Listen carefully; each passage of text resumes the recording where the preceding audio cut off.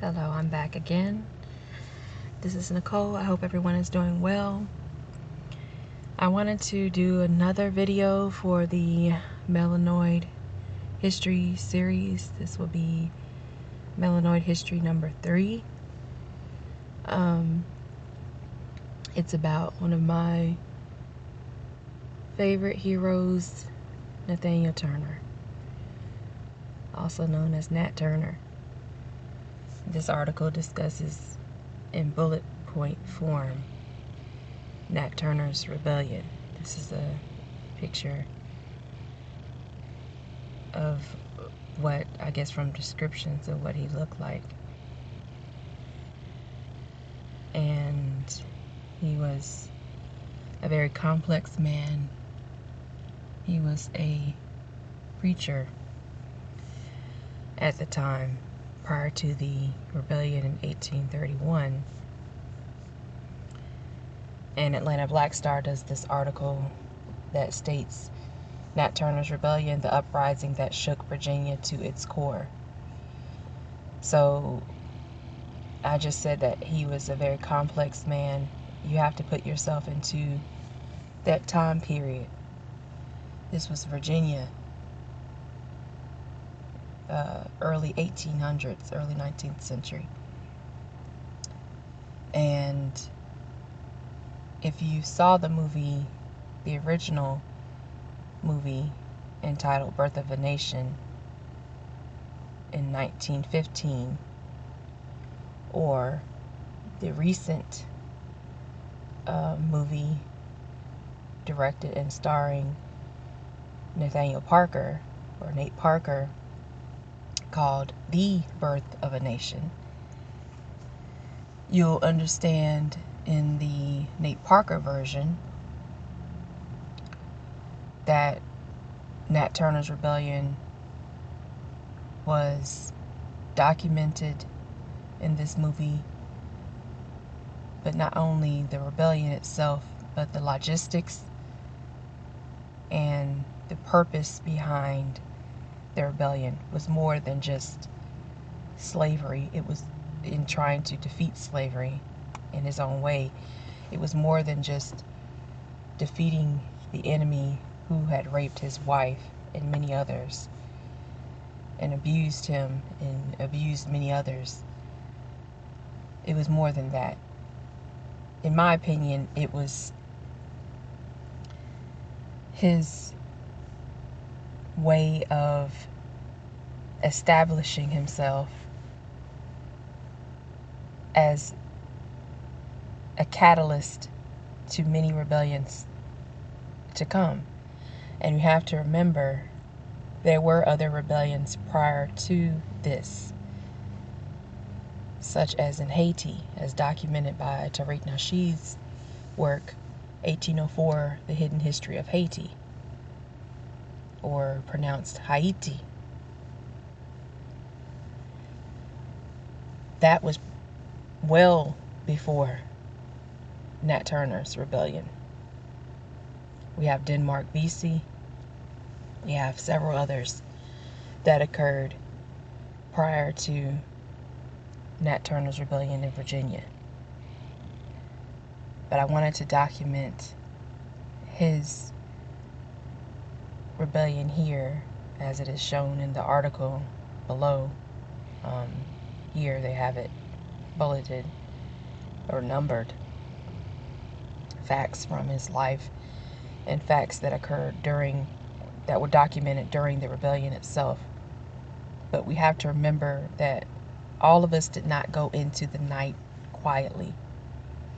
All of us did not agree with the system and the way it was arranged and the way we had been positioned in that system at the time. Just as it has been before, so will it be after. Just as people, not all Africans in bondage at the time agreed with slavery and went along to get along, it's the same way now. There's always a faction of us who want to be free. It would be complete insanity if it were not that way. So let me get into this article that they have. It's very short, so I'm gonna link in the description box other articles and perhaps videos and documentation in context of Nat Turner and his rebellion and his life. And please, please go get the DVD, or I think you can even get The Birth of a Nation. You could probably purchase it on YouTube. But, you know, Google it. Please watch the movie if you have not seen it yet. If you have seen it, go buy it. Go watch it again and again. It's a very good movie. Excellent commentary in the movie. Excellent script.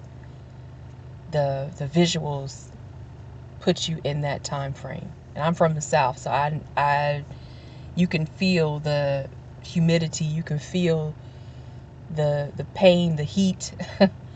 You can feel it when you're watching the movie.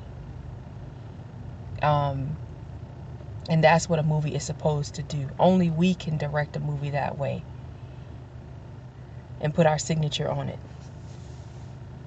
So other people, you know, they try, but only we have been through that experience, and only we can, in my opinion, can really put our signature on it that way. So it starts by saying Nat Turner, born October 2nd, 1800, executed November 11th, 1831. Number one, Nat Turner, who was born into slavery in Virginia, became a preacher and said he had been chosen by God to lead enslaved people to freedom. Number two, at age 30, in August 1831, he acted on a sign from a solar eclipse earlier that year and led a 2-day rebellion. On day one of the rebellions, Turner and his men killed Joseph Travis's family, as Turner had been enslaved by Travis for more than a year.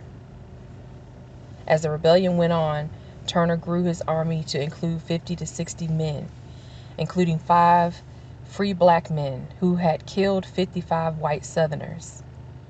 The Virginia State Militia killed 55 rebels, stopping the uprising in its tracks.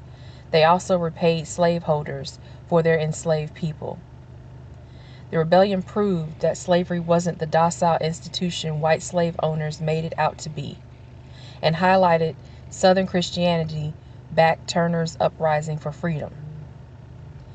Turner was ultimately captured in October, 28 days after his 31st birthday, and lynched on November 11, 1831. After his death, several stories say his body was skinned, maimed, and beheaded before his torso was buried in a local cemetery. His skull and brain were later sent off for study, and only almost 200 years later, his skull was returned to his family. The same month he was captured, Virginia Governor John Floyd and the Virginia General Assembly made it illegal to teach reading and writing to enslaved people, free blacks, or mixed race people. And white people had to be present during black people's religious services. Afterward, white mobs murdered nearly 200 black people, many of whom were not associated with the resistance. Nat Turner is part of our Black Rebel series for Black History Month. And it shouldn't even be Black Rebel series. It should be Black Intelligentsia series. If you're enslaved and you fight back, to me that's intelligent. That's common sense. You're not a rebel.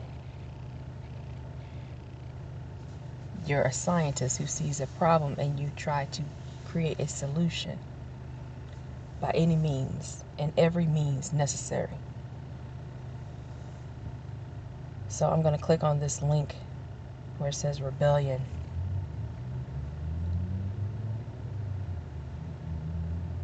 And this links back to another article from 2014 written by Ricky Riley, celebrating the legacy, 9 amazing facts about Nat Turner's rebellion.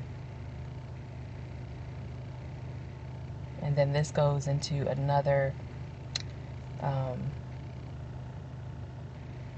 article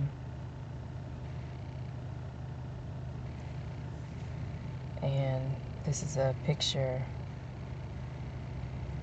of black people toiling in the sun in the sweltering heat, picking cotton, cutting their fingers on the cotton, so much so that the cotton was pink by the end of the day. And you weren't allowed to take the cotton and wrap that around your cut fingers. No, no, no.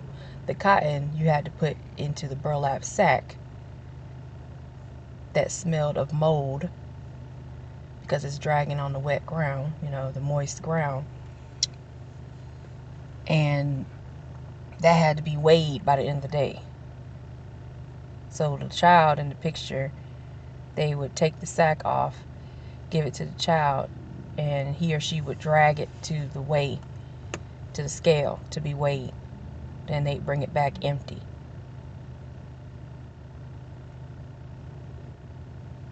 Or they would sit on the sack, the small ones, and they would drag the sack as they picked the cotton, and the little children would basically have a free ride. And when they got old enough, they couldn't sit down anymore. They had to run and pick cotton as well behind their parents. They worked from can't see to can't see, before the sun comes up until after the sun goes down.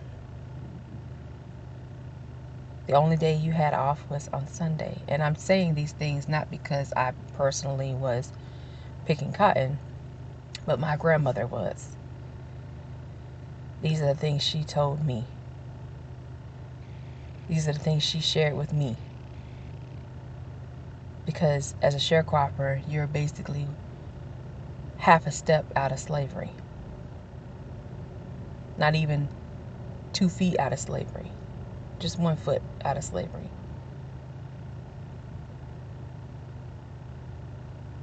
It's important for us to remember these things, talk to our elders about these things if they're still here.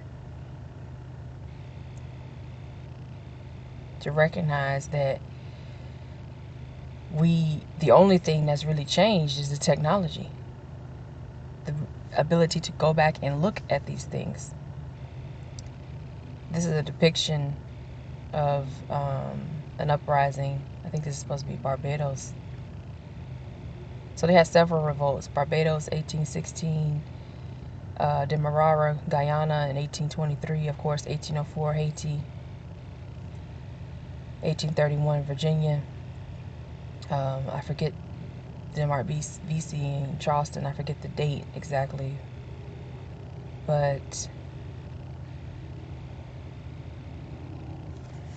I wanted to bring this just for us to remember where we have come from and not to forget that, and to use that as a catalyst to help us determine where we are going.